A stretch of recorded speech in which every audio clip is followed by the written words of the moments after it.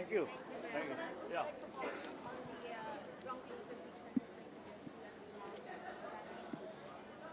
Not really. I mean, the House is doing their job. I'm glad that, of course, I'm glad that now the impeachment complaints against me have been are finished, and as the statement that we made earlier, I'm happy it's done, and we can get on with our work. Because these things are distractions from the things that we were doing. Although I wasn't very worried because I saw the impeachment complaint, and I knew that that I would be all right in terms of the impeachment, kasi wala naman, there were no real grounds for the impeachment. It was a political move, Mr. President, as usual. sorry. Kanina po, na-transmit na House Secretary General ang dalawang impeachment complaint laban kay Yes, Sara. yes. Ano po yung reaction ng partido? No, I have no reaction. Hindi ko trabaho yan. Trabaho ng House. O kaya mo sila magtrabaho. I'm sure they will handle it properly. So let's let them do their jobs. Thank you, Mr. All right, President. thank you.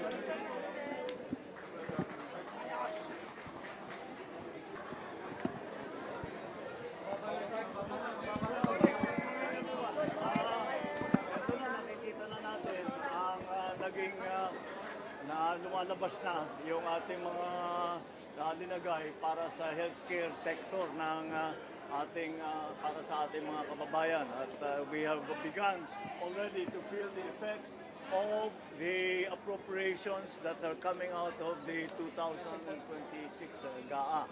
Kaya it's a very happy day because we ground broke for the all of the sciences that are necessary for the healthcare sector.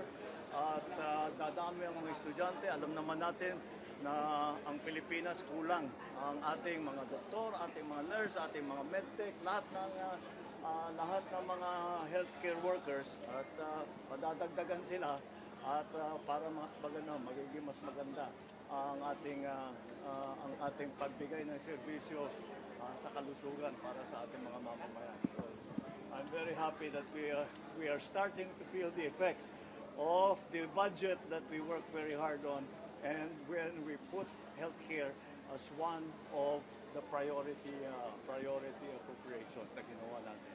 So yeah, that's the thank you. Thank you. Yeah.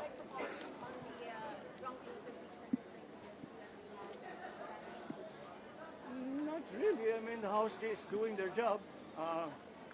I'm glad that, of course, I'm glad that now the impeachment complaints against me have been are finished, and as the statement that we made earlier, I'm happy it's done, and we can get on with our work.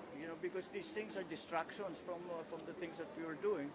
Although I wasn't very worried because I saw the impeachment complaint, and I knew that that I would be all right in terms of the impeachment, kasi wala naman, there were no real grounds for the impeachment.